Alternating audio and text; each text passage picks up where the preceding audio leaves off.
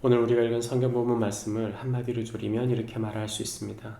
하나님은 우리가 예수님의 부활을 소망함으로 깨어 의롭게 살기를 원하신다. 하나님은 우리가 예수님의 부활을 소망함으로 깨어 의롭게 살기를 원하신다 말씀하고 있습니다. 고린도 교회에는 여러 가지 문제들이 있었는데 교리적으로 가장 큰 문제 중에 하나는 바로 부활이 없다고 말하는 자들이었습니다. 부활이 그들의 소망이 아니기 때문에 그들은 세상과 별반 다를 것 없이 오늘을 쾌락으로 사는 당시 에피쿠로스 철학파처럼 살았던 것이죠. 이런 갈등이 교회 안에 있기 때문에 사도 바울은 단언컨대 이 부활의 이야기를 한 것입니다. 이 부활에 대해 사도 바울은 우리에게 이야기해 줄 때 20절부터 22절까지 부활의 대표성에 대한 이야기를 하고 있고 23절부터 28절까지 부활의 순서에 대한 이야기를, 그리고 29절부터 마지막 34절까지는 그 부활의 의미, 그 부활이 우리의 삶에 무엇을 의미하는지를 이야기해 주고 있습니다. 사도 바울은 우리에게 이 부활이 우리에게 보증이 된다고 이야기합니다. 우리가 읽은 성경 본문 중 20절 말씀에 이렇게 나옵니다. 그리스도께서 죽은 자 가운데서 다시 살아나사 죽은 자들의 첫 열매가 되셨도다. 첫 열매라는 말, 이 말은 구약의 맥추절을 의미하는 것입니다. 첫 곡식을 맺고 그 첫 곡식을 하나님께 드리는 제사의 의미죠. 이것은 그들의 신앙의 의미와 같았습니다. 이 모든 음식은 하나님이 우리에게 주신 것이다. 이것을 믿은 것일 뿐만 아니라 하나님이 이것을 바치라고 말씀하신 것은 하나님이 그들에게 약속하시는 것이죠. 내가 너희에게 이 풍성한 것을 줄 하나님인 것을 내가 너희에게 먹이시는 하나님, 내가 너희에게 보증하는 하나님이다 말씀하고 있는 것입니다. 공식적인 하나님의 보증, 즉 하나님은 우리에게 당신의 가장 소중한 것을 주실 것이라고 하는 보증을 말씀하시는 것이죠. 우리가 하나님께 첫 열매를 드린다고 하는 것, 가장 소중한 것을 드렸듯이 하나님께서도 우리에게 가장 소중하게 대하시겠다, 그것입니다. 하나님의 가장 소중한 것을 주신 것은 바로 예수 그리스도, 그분을 주신 것이죠.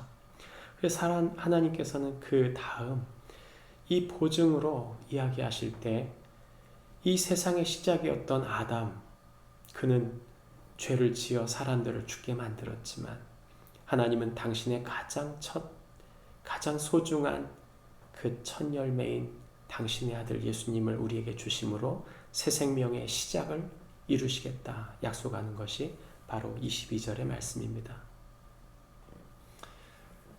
우리가 만약 진정한 보증이 있다면 우리에겐 진정한 안식이 있을 것입니다. 예수님은 우리의 보증이 되십니다. 하나님이 당신의 아들을 우리에게 주셔서 우리로 하여금 더 이상 죽음을 두려워하지 않는 자들로, 그런 존재로 살게 하기 위해 그 아들을 주신 것이죠. 그 보증이 있기 때문에 우리는 죽음이 두렵지 않을 수 있는 것입니다. 성경은 또한 이 부활이 우리에게 주는 과정, 부활의 진행 과정에 대한 이야기를 하고 있습니다.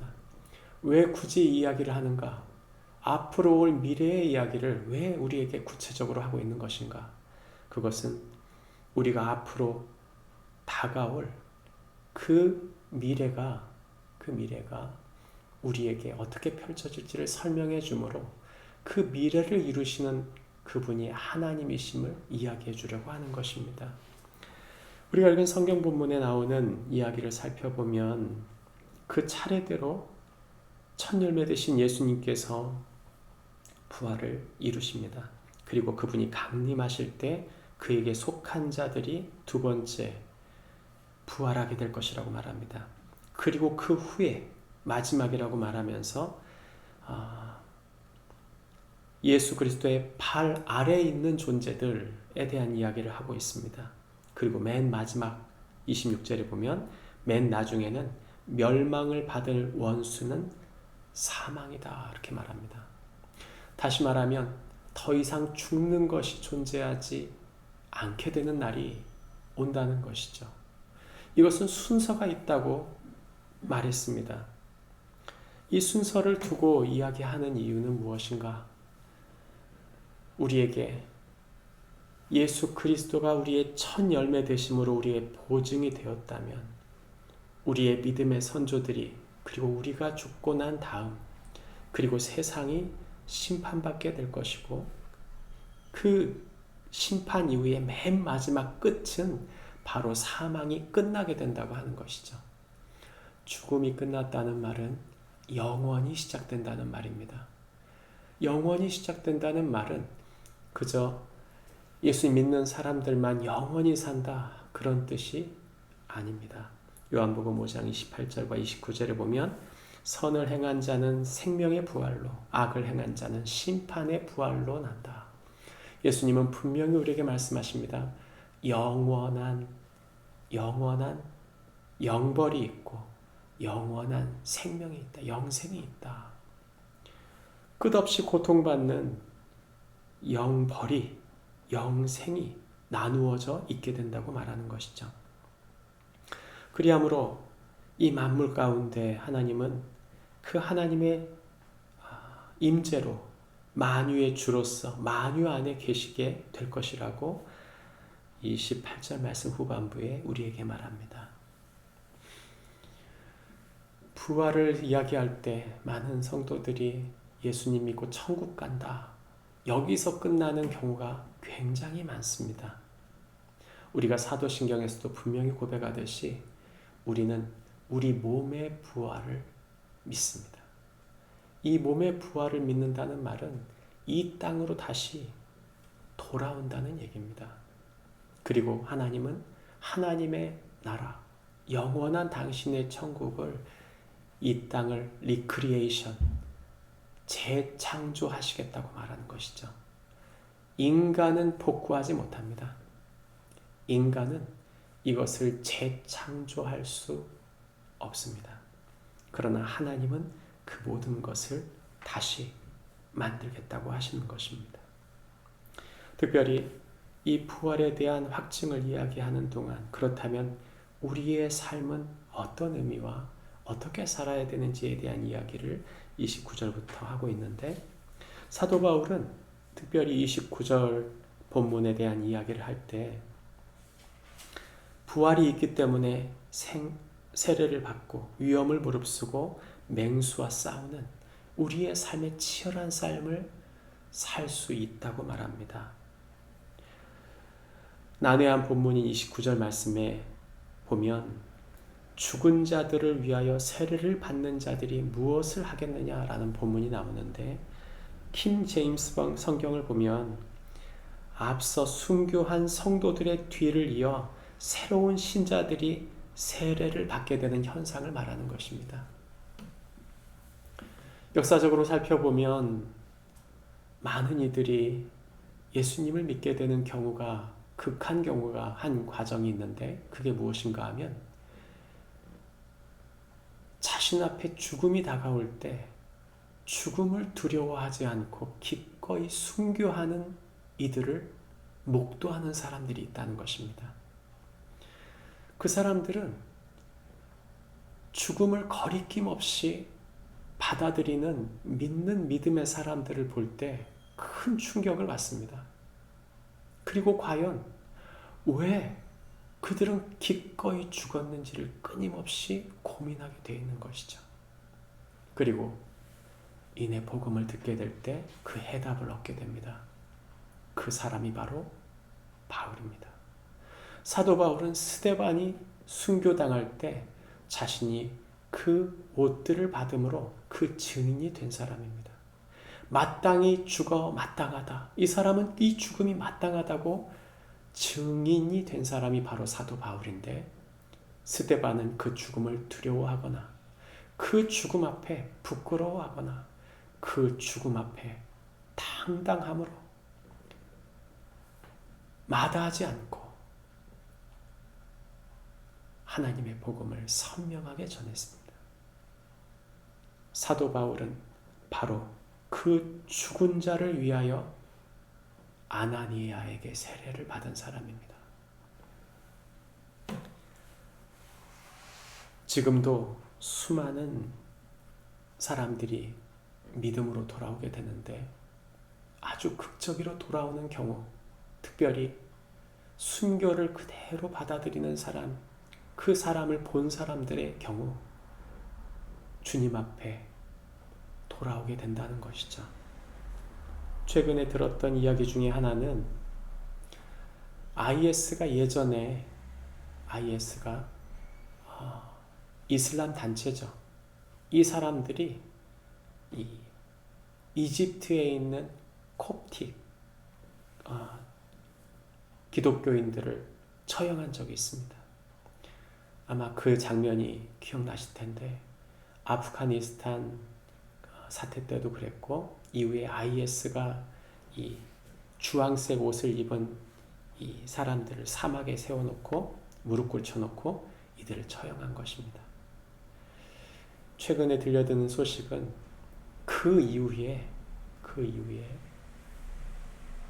그 앞에서 순교 당한 사람들, 그들을 처형한 그 사람들이 예수님을 믿기 시작해서 이집트에 최소 100만 명의 기독교인이 생겼다. 이런 소식이 들립니다.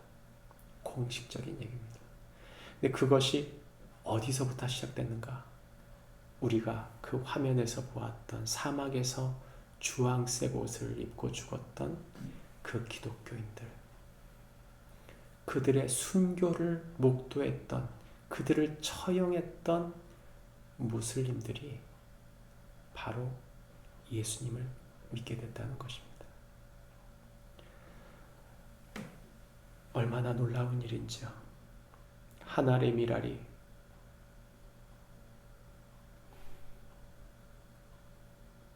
땅에 썩어진다는 것. 사도 바울은 이것을 이렇게 표현합니다. 형제들아, 내가 그리스도 예수 우리 주 안에서 가진 바 너희에게 대한 나의 자랑을 두고 단언하노니 나는 날마다 죽노라. 사도 바울은 죽음의 위험 앞에 직면한 삶을 살았습니다. 복음을 향해 그의 삶을 일관되게 살았던 것이죠. 그러나 거기가 끝이 아닙니다. 그는 자신의 자아를 십자가에 처형하고 있습니다. 그가 눈에 보았던 스데반의 삶이 마치 자신의 삶처럼 받아들이고 그렇게 살아간 것입니다. 말씀을 맺겠습니다. 우리가 많은 유혹을 받습니다. 맹수의 위협, 악한 친구들, 하나님을 알지 못하는 사람들의 부끄러운 이야기들, 행실의 더러움들. 우리는 세상의 수많은 죄 속에, 수많은 유혹 속에, 수많은 믿지 않는 이들 속에 살아갑니다. 그럼에도 불구하고 우리가 담대히 믿음으로 설 수 있는 죽음을 이기는 우리의 소망, 그것은 바로 예수 그리스도의 부활입니다. 그저 무턱대고 믿는 것이 아니라 그것을 나의 현실로 가져와 날마다 죽노라. 우리 앞에 믿음의 사람으로 살아갔던 믿음의 사람들이 그렇게 살았듯, 우리 앞에 그 믿음 때문에 자신의 목숨을 바쳐 살았던 믿음의 순교자들이 그렇게 살았듯 우리 또한 그렇게 사는 것이 마땅하다. 성경은 우리에게 말합니다. 부활의 소망으로 하늘의 소망을 이 땅에 이루어가는 축복이 우리 모두에게 있기를 주님의 이름으로 축복합니다. 기도하겠습니다. 하나님 아버지, 복음은 언제나 피의 대가를 치렀습니다. 그리스도의 십자가의 보배 피가 없었다면 영원한 당신의 나라의 생명은 이 땅에 이루어지지 않았을 것입니다. 하나님 아버지, 우리를 부르신 주님의 목적을 이루시되 부활의 그 소망으로 우리에게 보증하신 그 부활의 소망으로 오늘 우리의 삶을 힘차게 이겨나가게 하여 주시옵소서. 예수님의 이름으로 기도합니다. 하늘에 계신 우리 아버지여,